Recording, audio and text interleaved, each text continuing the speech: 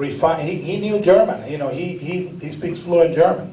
Said he came in and I said, let's do sort of Euro trash accent and let's make it refined. But the only guideline I said, let's not is not Stewie.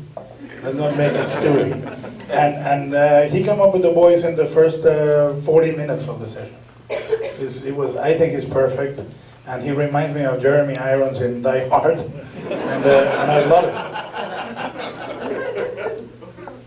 Right there. You've been talking about a lot of pitches that you feel like are too crazy or too hard.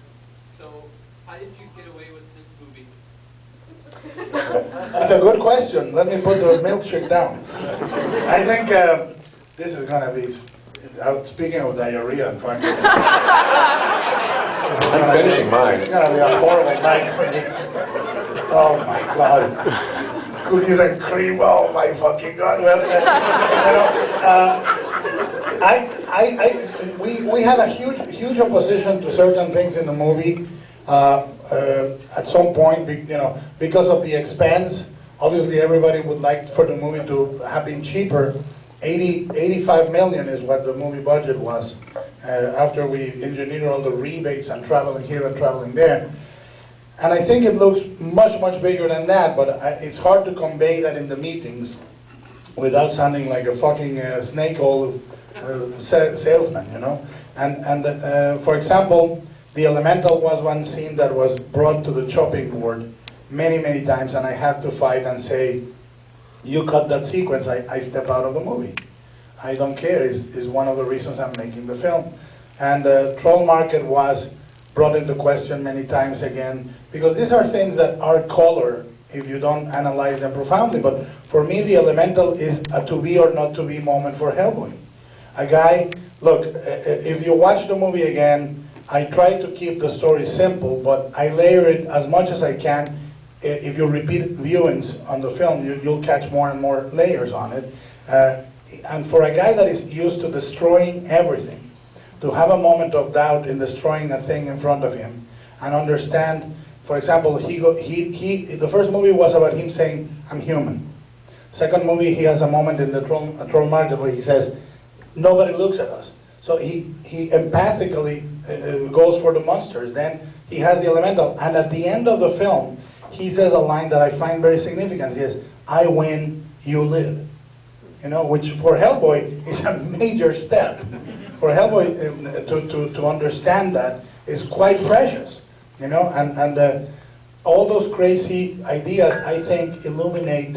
You know, I put a lot of pregnancy, parenthood, fatherhood, baby images in the film. The tumor, the baby, the big baby, the fertility goddess, the wall that inflates like a pregnant belly, and so on and so forth, all the time. And obviously some of these ideas are very crazy and insane, but to me they add up. They add up subliminally. Nobody notices, and it's fine by me.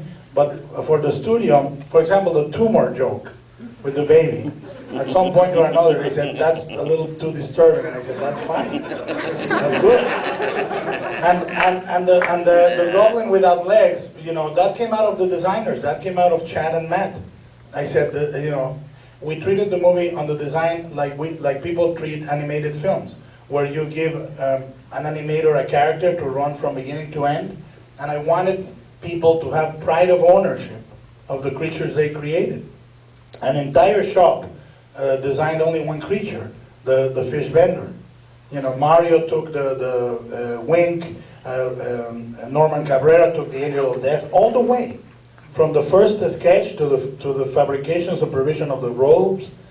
Chad designed the Chamberlain, and I think it makes a difference. But it makes a difference that makes the movie, frankly, more surreal, a little crazy, and or too crazy, and to juxtapose that with people drinking Tecate and singing Barry Manilow, I just think people just said, well, this guy was right on Pan's Labyrinth, let's see if he doesn't fuck it up too bad. And we'll know by Monday, 1 week. And this is the last question. Who has the last question? Harry, you asked the last question. God, that's pressure. No, I'm not going to do that. I'm giving that to the person over there. I just had a question for Mike. Is anything ever going to come out of the Amazing Screw-On Head? Yeah. I do not believe so. No? No. It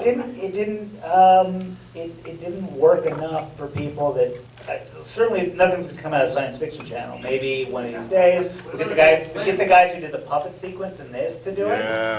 That I kind of like. Well, we talked about that. We did talk about that. We talked about doing it we talked about it being like Svan Meyer animated puppet sequence. So yeah, now we need somebody to give us the money for that. That'll be an easy sell. Because when we talked about Screwhead, we talked about the brothers Quay, which would be fantastic to do the Screwhead. Yeah, but there are two of them. There's a lot of money. We get one. The brothers play? The brother Quay. Yeah, Yo. Let me say this, please, because the movie comes out on Friday. You know how strange it is.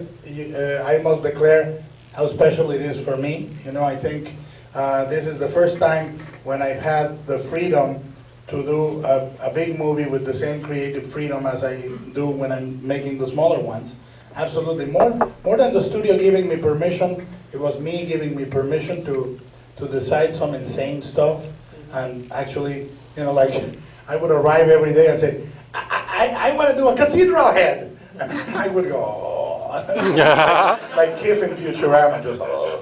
But I gotta say, after I saw Pan's Labyrinth, I read the first couple drafts of Hellboy by then, and just went, well, now I guess I'm going to trust you more. Because I had nothing to do with Pan's Labyrinth, and I kind of went into Hellboy 2 going, well, I had nothing to do with Pan's Labyrinth, and it turned out the best movie ever made. So if I kind of keep my mouth shut on this one, because all the stuff I tried to get him to cut out of Hellboy, the first Hellboy movie, turned out to be everybody's favorite stuff. So I figured, well, I'm like a reverse barometer. So if I yell a lot, it means they'll be the biggest scenes in the movie. So mostly I tried to keep my mouth shut and stay out of the way.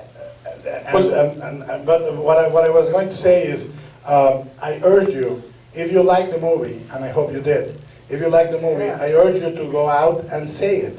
Say it on the internet, say it to your friends, bring your blind aunt and the grandmother and the dog on Friday, and buy a ticket for the dog. Buy a ticket for the dog and two for the blind grandmother. But do, because it turns many times on the internet, the most vocal people are the vocal people that didn't like something. And I really urge you, if you like it, please share it and help us kick a little bit of ass this summer and put it out there. Yeah. Thank you very much. Thank you. I think I speak for all of us, and let's give these guys the biggest applause we possibly